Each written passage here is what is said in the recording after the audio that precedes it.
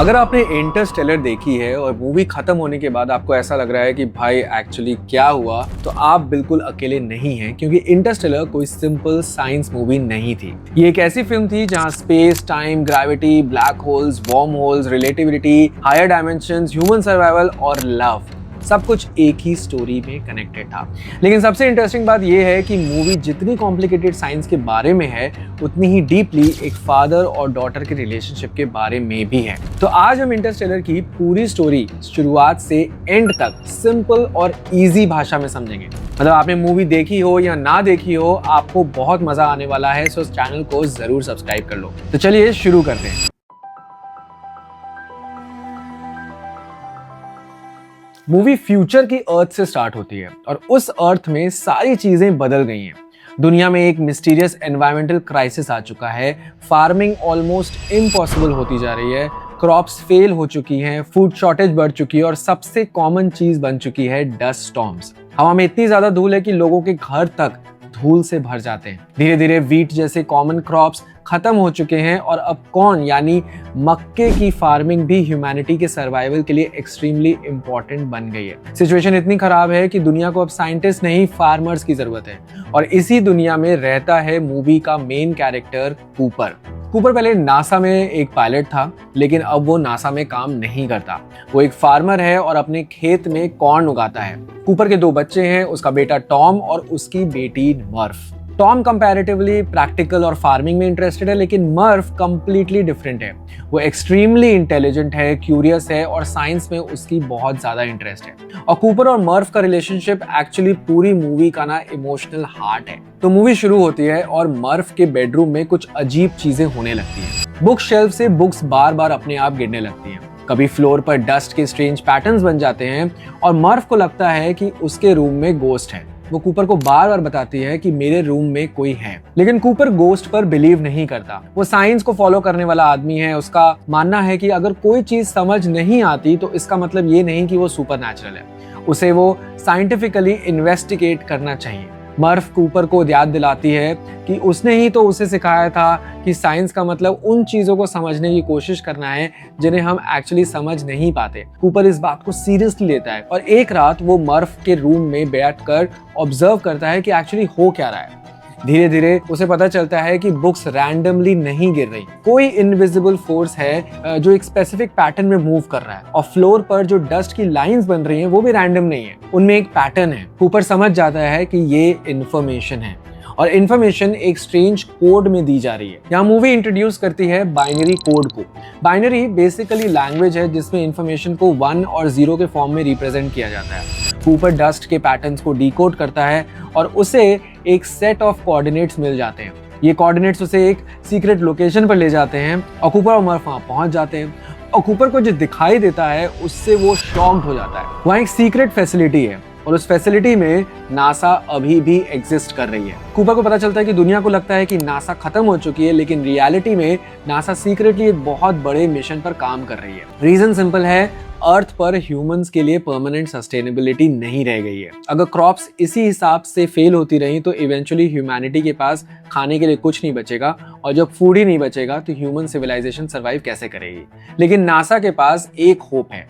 उन्हें स्पेस में एक वार्म होल मिला है। जी हाँ, ये वार्म होल सैटर्न के पास है। अब वार्म होल को आप सिंपल एग्जांपल से समझो तो इमेजिन करो एक पेपर है। पेपर के एक साइड पर इंडिया है और दूसरे साइड पर अमेरिका है। नॉर्मली इंडिया से अमेरिका जाने के लिए पेपर की सरफेस पर ट्रैवल करना पड़ेगा, राइट। लेकिन अगर पेपर को फोल्ड कर दो, दोनों पॉइंट्स एक दूसरे के पास आ जाएंगे, राइट। अब अगर दोनों पॉइंट्स को एक टनल से कनेक्ट कर दिया जाए तो आप थ्योरेटिकली एक शॉर्टकट बना सकते हैं। तो वार्म होल रफली इसी कॉन्सेप्ट पर है। ये स्पेस टाइम का शॉर्टकट हो सकता है। इस वार्म होल के दूसरी साइड एक कंप्लीटली डिफरेंट गैलेक्सी है और उस गैलेक्सी में कुछ ऐसे प्लैनेट्स हैं जो थ्योरेटिकली ह्यूमंस के लिए हैबिटेबल हो सकते हैं। तो नासा ने पहले ही कुछ एस्ट्रोनॉट्स को इन प्लैनेट्स को एक्सप्लोर करने के लिए भेज चुका है। एस्ट्रोनॉट्स ने कुछ सिग्नल्स भेजे हैं और अब नासा के पास पोटेंशियली प्रॉमिसिंग प्लैनेट्स की कुछ सिग्नल्स हैं। लेकिन प्रॉब्लम ये है कि डायरेक्ट कम्युनिकेशन पॉसिबल नहीं हो पा रहा है। इसलिए अब एक टीम बनाई जा रही है कि वो इन प्लैनेट्स पर जाए और फिजिकली वहां एक्सप्लोर करे। और उस टीम को एक एक्सपीरियंस पायलट की जरूरत है और वो पायलट है अपना हीरो कूपर। कूपर जानता है कि अगर वो मिशन पर जाता है तो वो शायद कभी वापस नहीं आएगा, लेकिन अगर वो नहीं जाता तो फ्यूचर में अर्थ पर उसके बच्चों के लिए कुछ भी नहीं बचेगा। यानी कूपर के सामने एक इम्पॉसिबल चॉइस है, अपने बच्चों के साथ रहना या उनके फ्यूचर को बचाने के लिए उन्हें छोड़कर चले जाना। मर्फ नहीं चाहती है कि कूपर जाए, उसे लगता है कि उसका फादर उसे अबैंडन कर रहा है, उसे धोखा दे रहा है। कूपर उसे समझाता है कि वो वापस आएगा, लेकिन मर्फ उसकी बात नहीं मानती। कूपर के पास मर्फ के लिए एक वॉच होती है, वो उस वॉच की पेयर मर्फ को दे देता है और कहता है कि दूसरी उसके पास रहेगी। इसका रीजन ये था क्योंकि कूपर जानता था कि स्पेस में टाइम अर्थ की तरह बिहेव नहीं करता। हो सकता है कि जब वो वापस आए तो मर्फ उसकी एज की हो चुकी हो और कूपर अब भी ऑलमोस्ट उतनी ही एज का हो। ये बात उस वक्त मर्फ को समझ में नहीं आती है, लेकिन बाद में ये वॉच पूरी स्टोरी का सबसे इंपॉर्टेंट ऑब्जेक्ट बन जाती है। कूपर फाइनली अर्थ छोड़ देता है और उसके साथ होती है अमेलिया, ब्रैंड, रोमेली, डॉयल और एडवांस रोबोट स्टार्स और केस। उनका डेस्टिनेशन है वॉर्म होल के दूसरे साइड की गैलेक्सी। अब टीम वॉर्म होल क्रॉस करके दूसरी गैलेक्सी में पहुंच जाती है और वहां उन्हें एक मैसिव ब्लैक होल मिलता है। उसका नाम होता है गारगांचुआ। और जो 3 प्लैनेट्स नासा के लिए पोटेंशियल कैंडिडेट्स हैं, वो उसी ब्लैक होल के अराउंड ऑर्बिट कर रहे हैं। टीम डिसाइड करती है कि पहले वो मिलर्स प्लैनेट पर जाना चाहेगी, लेकिन यहीं से मूवी का सबसे इंपॉर्टेंट साइंटिफिक कॉन्सेप्ट स्टार्ट हो जाता है, टाइम डायलेशन का। आइंस्टीन की रिलेटिविटी थ्योरी के अकॉर्डिंग टाइम हर जगह सेम स्पीड से नहीं चलता। ग्रेविटी और स्पीड टाइम को अफेक्ट कर सकते हैं। सिंपल वर्ड्स में यूनिवर्स में हर इंसान के लिए टाइम का फ्लो एग्जैक्टली सेम नहीं होता और मिलर्स प्लैनेट गारगांचुआ के बहुत क्लोज है, इसलिए वहां ग्रेविटी एक्सट्रीमली पावरफुल है। और उसका मतलब ये हुआ कि मिलर्स प्लैनेट पर 1 घंटा अर्थ के अप्रोक्सीमेटली 7 ईयर्स के बराबर था। तो अब इमेजिन करो, आपके लिए सिर्फ 1 घंटा गुजरा है, लेकिन अर्थ पर 7 साल बीत चुके हैं। आपके लिए 2 घंटा, अर्थ पर 14 साल बीत चुके होते हैं। यानी कूपर के लिए टाइम लिटरली सबसे प्रेशियस रिसोर्स बन चुका था। पर मिलर्स प्लैनेट पर एक्चुअली होता क्या है? वहां कूपर और एमेलिया प्लैनेट पर लैंड करते हैं। प्लैनेट देखने में एक जायंट ओशन जैसा होता है, हर तरफ पानी ही पानी होता है, लेकिन ये कोई नॉर्मल ओशन नहीं होता है। प्लैनेट पर मैसिव वेव्स होती हैं। दूर से ये वेव्स ऐसा लगते हैं कि माउंटेन है, पर एक्चुअली वो hundreds of feets of high water waves होती हैं। और ये वेव्स प्लैनेट की एक्सट्रीमली पावरफुल ग्रेविटेशनल एनवायरनमेंट की वजह से होती है। टीम को जल्दी से अपना मिशन कंप्लीट करके वहां से वापस जाना होता है। उन्हें मिलर नाम की एस्ट्रोनॉट का सिग्नल मिला था, लेकिन अब उन्हें समझ में आता है कि मिलर के साथ एक्चुअली क्या हुआ था। मिलर ने जब प्लैनेट पर लैंडिंग की थी तब उसके लिए शायद सिर्फ थोड़ा सा ही वक्त गुजरा होगा, लेकिन बाहर की दुनिया में डेकेड्स पास हो गए थे। यानी जिस सिग्नल को नासा होपफुल सिग्नल समझ रही थी, उसके पीछे की रियलिटी कंप्लीटली डिफरेंट थी। टीम एस्केप करने की कोशिश करती है, लेकिन मैसिव वेव उन्हें हिट कर देती है। डॉयल की वहां डेथ हो जाती है और कूपर और एमेलिया समहाउ अपने स्पेसक्राफ्ट तक पहुंच जाते हैं। लेकिन उनके पास आती है एक और बड़ी प्रॉब्लम। उनके स्पेसक्राफ्ट के इंजन में पानी भर जाता है। इंजन स्टार्ट ही नहीं हो पाता है, उन्हें पानी निकालना पड़ता है और हर सेकेंड उनके लिए प्राइसलेस होता है। फाइनली वो मिलर्स प्लैनेट को एस्केप कर देते हैं और जब वो एंड्योरेंस स्पेसक्राफ्ट पर वापस पहुंचते हैं तो उन्हें पता चलता है कि उनके लिए जो कुछ आवर्स थे वो अर्थ के पर्सपेक्टिव में 23 ईयर्स से ज्यादा हो चुके थे। कूपर स्पेसक्राफ्ट पर वापस जाता है, वहां रोमेली वेट कर रहा होता है और कूपर को रियलाइज होता है कि उसके बच्चे अब छोटे नहीं रहे। अर्थ पर डेकेड्स पास हो चुके हैं। कूपर वीडियो मैसेजेस देखता है जो अर्थ से आए होते हैं। पहले उसका बेटा टॉम यंग है, फिर उसका बेटा बड़ा हो जाता है, फिर एडल्ट होता है, फिर उसके खुद के बच्चे हो जाते हैं। कूपर की डॉटर भी ग्रो अप कर चुकी होती है। कूपर के लिए सब कुछ आवर्स में ही हुआ था, लेकिन उसके बच्चों के लिए पूरी जिंदगी निकल चुकी थी। और ये इंटरस्टेलर का मोस्ट पेनफुल आइडियाज में से एक था, जिसमें स्पेस में डिस्टेंस सिर्फ किलोमीटर्स का नहीं, कभी कभी डिस्टेंस का मतलब होता है टाइम। तो कूपर ने अर्थ से फिजिकली सिर्फ कुछ डिस्टेंस ट्रैवल किया था, लेकिन इमोशनली वो अपने बच्चों से डेकेड्स दूर हो गया था। और मर्फ अब अपने फादर से एक्सट्रीमली गुस्सा थी। उसे लगा था कि उसके फादर ने उसे छोड़ दिया, उसे धोखा दिया, लेकिन मर्फ ने साइंस नहीं छोड़ा। वो बड़ी होकर साइंटिस्ट बन जाती है और अब वो नासा के साथ काम कर रही होती है। फाइनली मूवी आगे बढ़ती है और अब ह्यूमैनिटी के सामने सबसे बड़ा सवाल ये था कि अर्थ को छोड़कर ह्यूमंस को कहां लेकर जाया जाए। नासा के पास 2 प्लान्स थे। प्लान नंबर ए ये था कि प्रोफेसर ब्रैंड ग्रेविटी को समझने के लिए और कंट्रोल करने के लिए कॉम्प्लिकेटेड इक्वेशन सॉल्व करने की कोशिश कर रहे हैं, और अगर ये इक्वेशन सॉल्व हो जाती है तो नासा मैसिव स्पेस स्टेशन को अर्थ से लॉन्च कर सकती है। इसका मतलब लाखों ह्यूमंस को अर्थ से इवैक्यूएट करके किसी हैबिटेबल प्लैनेट पर ले जाया जा सकता है।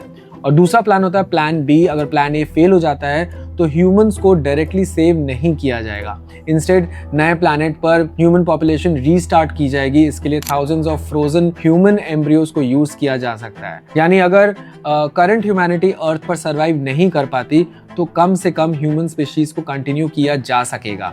लेकिन यहाँ मूवी एक बहुत बड़ा सीक्रेट भी रिवील करती है। कूपर को बाद में पता चलता है कि प्रोफेसर ब्रैंड को ऑलरेडी पता था कि प्लान ए ऑलमोस्ट इम्पॉसिबल है। ग्रेविटी इक्वेशन सॉल्व करने के लिए उसके पास एक क्रिटिकल पीस ऑफ इंफॉर्मेशन था ही नहीं, और वो इंफॉर्मेशन सिर्फ ब्लैक होल के अंदर से ही मिल सकता है। सो प्रोफेसर ब्रैंड जानते थे कि बिना इस डेटा के इक्वेशन सॉल्व नहीं होगी, लेकिन उन्होंने एस्ट्रोनॉट्स को ये सच्चाई नहीं बताई, क्योंकि अगर कूपर और बाकी एस्ट्रोनॉट्स को पता चलता कि प्लान ए प्रैक्टिकली पॉसिबल नहीं है तो शायद वो इस मिशन पर जाते ही नहीं। यानी नासा ने उन्हें एक होप दी, लेकिन वो होप एक आधे सच पे बेस्ड थी। अब टीम के पास कुछ ऑप्शन बचे थे, उसमें से था डॉक्टर मैन का प्लैनेट। डॉक्टर मैन को एक लेजेंडरी साइंटिस्ट माना जाता था। टीम को लगता है कि उन्होंने एक हैबिटेबल प्लैनेट डिस्कवर कर लिया होगा, लेकिन जब कूपर और टीम वहां पहुंचते हैं तो एक बहुत ही डिफरेंट रियलिटी हिट होती है। डॉक्टर मैन ने एक्चुअली फेक डेटा भेजा होता है नासा को। क्योंकि वो डरे होते हैं, वो एक हॉस्टाइल प्लैनेट पर अकेले होते हैं। उन्हें पता था कि अगर कोई रेस्क्यू नहीं करेगा तो वो वहीं मर जाएंगे, इसलिए उन्हें नासा को फेक सिग्नल भेजा ताकि कोई उन्हें रेस्क्यू करने आए। यानी आप समझिए कि जो आदमी दुनिया की नजर में ह्यूमैनिटी का हीरो है, वो एक्चुअली सर्वाइवल के प्रेशर में एक टेरिबल डिसीजन ले चुका है। तो डॉक्टर मैन कूपर को एक्चुअली मारने की भी कोशिश करते हैं, लेकिन इवेंचुअली उनका प्लान फेल हो जाता है, वो एक्चुअली खुद ही मर जाते हैं। और इन सब के बीच में मूवी एक और इम्पोर्टेंट पॉइंट दिखाता है यहाँ पे कि ह्यूमंस इंटेलिजेंट हो सकते हैं, रैशनल हो सकते हैं, लेकिन जब सर्वाइवल का डर डोमिनेट करता है तो ह्यूमंस का लॉजिक बिल्कुल फेल हो जाता है। फाइनली मूवी आगे बढ़ती है और अब कूपर और एमेलिया के पास लिमिटेड फ्यूल और टाइम है। उन्हें डिसाइड करना है कि रिमेनिंग प्लैनेट्स में किस जगह उनको जाना चाहिए। एमेलिया प्रेफर करती है एडमंड्स प्लैनेट को, क्योंकि डॉक्टर एडमंड्स वहां गए हैं और उनका एक पर्सनल रीजन भी है। एमेलिया और एडमंड्स एक साथ इमोशनली कनेक्टेड हैं, लेकिन कूपर लॉजिकली सोचते हैं और फाइनली सिचुएशन उन्हें एक एक्सट्रीमली डिफिकल्ट डिसीजन लेने पे मजबूर कर देती है। दोनों अलग हो जाते हैं और कूपर समझ जाता है कि अगर ह्यूमैनिटी को बचाना है तो उसे वो काम करना पड़ेगा जो शायद कोई और नहीं कर सकता। कूपर और टार्स गागांचुआ के पास जाते हैं और कूपर डिसाइड करता है कि वो ब्लैक होल के अंदर जाएगा। नॉर्मली अगर कोई ब्लैक होल में जाने की बात करे तो हमें एज्यूम करेंगे कि वो डिस्ट्रॉय हो जाएगा, लेकिन इंटरस्टेलर यहाँ एक एक्स्ट्राऑर्डिनरी कॉन्सेप्ट इंट्रोड्यूस करता है। कूपर ब्लैक होल के अंदर जाता है और उसे एक स्ट्रेंज स्ट्रक्चर दिखाई देता है। ये है टेसरैक्ट।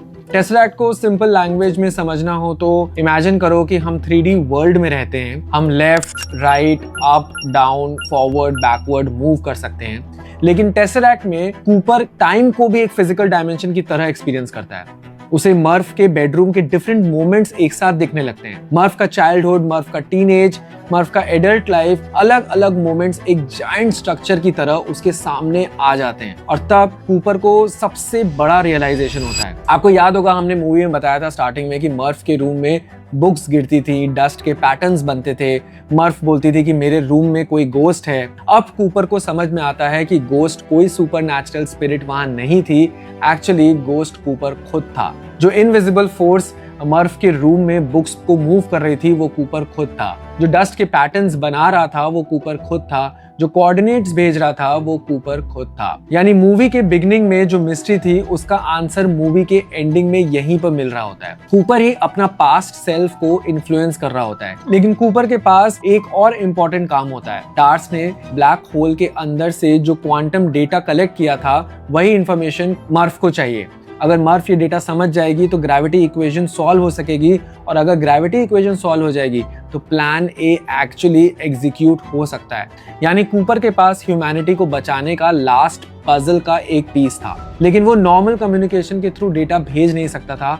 उसके पास सिर्फ ग्रेविटी मैनिपुलेट करने की एबिलिटी है। कूपर ग्रेविटी के थ्रू मर्फ के रूम में सिग्नल्स भेजता है, बुक शेल्फ को मूव करता है, डस्ट पैटर्न्स क्रिएट करता है, और फाइनली वो डेटा मर्फ की वॉच के थ्रू ट्रांसमिट करता है। रिमेंबर वो वॉच जो कूपर अर्थ छोड़ने से पहले मर्फ को देकर जाता है, अब वही वॉच ह्यूमैनिटी को सेव करने वाली है। एडल्ट मर्फ अब एक साइंटिस्ट है। उसे इवेंचुअली समझ आता है कि चाइल्डहुड में जो कुछ उसके रूम में हो रहा था वो कोई रैंडम चीज नहीं थी, वो अपने फादर का मैसेज था। मर्फ वॉच को देखती है, वॉच का सेकेंड हैंड स्ट्रेंज पैटर्न में मूव कर रहा होता है, मॉर्स कोड के थ्रू इंफॉर्मेशन भेज रहा होता है। मर्फ डेटा डिकोड करती है और फाइनली ग्रेविटी इक्वेशन सॉल्व कर लेती है। अब नासा प्लान ए को एग्जीक्यूट कर सकता है, बड़े से स्पेस स्टेशन को अर्थ से लॉन्च कर सकता है और ह्यूमैनिटी अर्थ से एस्केप कर सकती है। और यहाँ मूवी का सबसे ब्यूटीफुल ट्विस्ट आता है। कूपर ने ह्यूमैनिटी को डायरेक्टली सेव नहीं किया, उसने सिर्फ इंफॉर्मेशन भेजी, मर्फ ने उस इंफॉर्मेशन को समझा और मर्फ ने एक्चुअली ह्यूमैनिटी सेव की।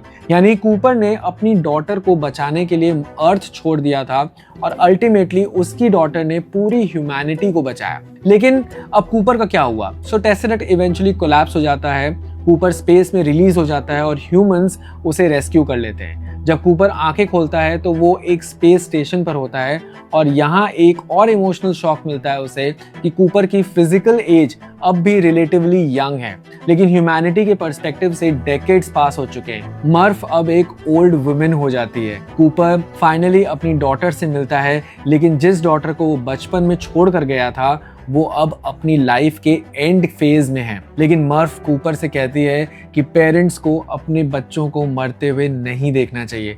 वो बेसिकली कूपर को कहती है कि प्लीज तुम जाओ यहाँ से, और ये लाइन बहुत डिफिकल्ट होती है क्योंकि कूपर की जर्नी अभी खत्म नहीं होती है। याद है अमेलिया एडमंड्स के प्लैनेट पर जाना चाहती थी, वो इवेंचुअली उस प्लैनेट पर पहुंच जाती है और डॉक्टर एडमंड्स की डेथ हो चुकी होती है, लेकिन प्लैनेट एक्चुअली वो हैबिटेबल होता है। अमेलिया वहाँ ह्यूमैनिटी के फ्यूचर के लिए छोटी छोटी कॉलोनी इस्टेब्लिश कर रही होती है और अब कूपर को पता चलता है कि अमेलिया वहाँ अकेली है और कूपर डिसाइड करता है कि मैं उसे ढूंढने वहाँ जाऊँगा, और यही मूवी का एंड हो जाता है। लेकिन सबसे बड़ा सवाल ये होता है कि दे कौन थे? मूवी के बिगनिंग में जब वॉर्म होल की बात होती है तो एक मिस्टीरियस क्वेश्चन आता है कि वॉर्म होल बनाया किसने, टेसरेक्ट बनाया किसने, कूपर को मर्फ तक इंफॉर्मेशन भेजने का अपॉर्चुनिटी किसने दिया? तो मूवी का आंसर स्ट्रांगली सजेस्ट करता है कि ये फ्यूचर ह्यूमंस होते हैं, जो फ्यूचर में ह्यूमैनिटी इतनी एडवांस हो जाती है कि ह्यूमंस टाइटर डायमेंशंस में जाके चीज़ों को मैनिपुलेट करते हैं। उन्होंने वॉर्म होल क्रिएट किया, टेसरेक्ट क्रिएट किया और उन्होंने कूपर के पास्ट के साथ कम्युनिकेट करने का एक वे दिया। यानी बिगनिंग में जिसे मर्फ गोस्ट समझती है वो एक्चुअली कूपर होता है, और जिस मिस्टीरियस दे को एलियन समझा जा रहा था वो एक्चुअली फ्यूचर ह्यूमैनिटी होती है, जो बहुत ही इंटेलिजेंट होती है। अब आता है मूवी का सबसे माइंड बेंडिंग पार्ट। सोचो, फ्यूचर ह्यूमंस एग्जिस्ट करते हैं क्योंकि ह्यूमैनिटी सर्वाइव करती है। ह्यूमैनिटी सर्वाइव करती है क्योंकि मर्फ ग्रेविटी इक्वेशन सॉल्व करती है। मर्फ इक्वेशन सॉल्व करती है क्योंकि कूपर उसे ब्लैक होल का डेटा भेजता है। कूपर डेटा भेज पाता है क्योंकि फ्यूचर ह्यूमंस टेसरेक्ट क्रिएट करती है, और फ्यूचर ह्यूमंस एग्जिस्ट करते हैं क्योंकि ह्यूमैनिटी सर्वाइव करती है। यानी ये एक सर्कुलर रिलेशनशिप बन जाता है, future humans, tesseract, Cooper, Murph, humanity survives and future humans. ये एक टाइप का कैजुअल लूप बन जाता है, और इसी वजह से इंटरस्टेलर का प्लॉट इतना फैसिनेटिंग है। पर इसमें सबसे एक इम्पॉर्टेंट एस्पेक्ट है, वो है लव का। मूवी में एमिलिया ब्रांड एक पॉइंट पर सजेस्ट करती है कि लव शायद एक ऐसी फोर्स हो सकती है जो टाइम और स्पेस के अक्रॉस कनेक्ट कर सकती है। लेकिन एक इम्पॉर्टेंट क्लैरिफिकेशन यहाँ पे है कि मूवी साइंटिफिकली ये प्रूव नहीं करती कि लव ग्रेविटी की तरह एक फिजिकल फोर्स है। ये ज्यादा फिलोसॉफिकल और मेटाफोरिकल आइडिया है। साइंस हमें बताती है कि यूनिवर्स कैसे काम करती है, लेकिन लव हमें रीजन देता है कि ह्यूमंस इम्पॉसिबल सिचुएशंस में भी आगे क्यों बढ़ते हैं। कूपर डेकेड्स और गैलेक्सीज क्रॉस करता है because of the relationship with Murph. Murph decades तक अपने फादर के मैसेज को समझने की कोशिश करती है। एमेलिया एडमंड्स के प्लैनेट तक जाने का डिसीजन साइंटिफिक डेटा के साथ साथ अपने इमोशनल कनेक्शन से भी इन्फ्लुएंस होके करती है। इसलिए मूवी का एक ब्यूटीफुल इंटरप्रिटेशन ये है कि science tells us how the universe works, लेकिन love tells us why humans keep going. अगर मुझे पूरी मूवी से कुछ इंपॉर्टेंट लेसन्स निकालने हो तो वो ये होंगे। पहला ये कि ह्यूमंस एक्स्ट्रा ऑर्डिनरी चीजें अचीव कर सकते हैं, और जो इम्पॉसिबल लगता है वो फ्यूचर में पॉसिबल हो सकता है। दूसरा, साइंस मैटर करता है। ग्रेविटी, रिलेटिविटी, स्पेस एक्सप्लोरेशन, ये सिर्फ टेक्स्ट बुक्स के कॉम्प्लिकेटेड टॉपिक्स नहीं है, ये फ्यूचर डिसाइड कर सकते हैं। तीसरा, फियर डेंजरस है। डॉक्टर मैन दिखाते हैं कि सर्वाइवल का फियर एक इंटेलिजेंट इंसान को भी सेल्फिश डिसीजंस लेने पर मजबूर कर सकता है। चौथा, होप इंपॉर्टेंट है। कूपर इम्पॉसिबल सिचुएशंस में भी गिव अप नहीं करते। और पांचवा, टाइम प्राइसलेस है। मूवी लिटरली टाइम को करेंसी बना देती है। कूपर के लिए 1 आवर का कॉस्ट अर्थ पर 7 ईयर्स हो सकता है। और सबसे इंपॉर्टेंट, रिलेशनशिप्स मैटर। आखिर कूपर इतना सब कुछ क्यों करता है? Because he loves his daughter. Interstellar का सबसे पावरफुल आइडिया ब्लैक होल नहीं है, वॉर्म होल भी नहीं है, टेसरैक्ट भी नहीं है। उसका सबसे पावरफुल आइडिया है कूपर ने मर्फ तक पहुंचने के लिए स्पेस क्रॉस किया, फिर टाइम क्रॉस किया, फिर ब्लैक होल के अंदर गया, फिर डायमेंशंस क्रॉस की, और एंड में पता चलता है मर्फ ने भी कभी उसे नहीं छोड़ा। उसने इस गोस्ट को समझने की कोशिश की, उसने अपने फादर के मैसेज को डिकोड किया, और इवेंचुअली यही मैसेज ह्यूमैनिटी की सर्वाइवल की की बन जाती है। इसलिए इंटरस्टेलर की स्टोरी का इमोशनल सेंटर एक्चुअली साइंस नहीं, साइंस स्टोरी को पॉसिबल बनाता है लेकिन लव स्टोरी को मीनिंगफुल बनाती है। और शायद इसी वजह से इंटरस्टेलर देखने के बाद हम सिर्फ ये नहीं पूछते कि ब्लैक होल के अंदर क्या था, हम एक और सवाल पूछते हैं एक्चुअली कि अगर मेरे पास किसी लव्ड वन को बचाने के लिए सिर्फ एक चांस हो तो क्या मैं इतनी दूर जाऊंगा? और शायद यही इंटरस्टेलर का असली मैजिक है। ऐसे और इंटरेस्टिंग वीडियोस के लिए फॉलो अर्थात बाय जय। Thank you very much. Subscribe कर लो, कमेंट कर लो, एंड मिलते हैं अगले वीडियो में।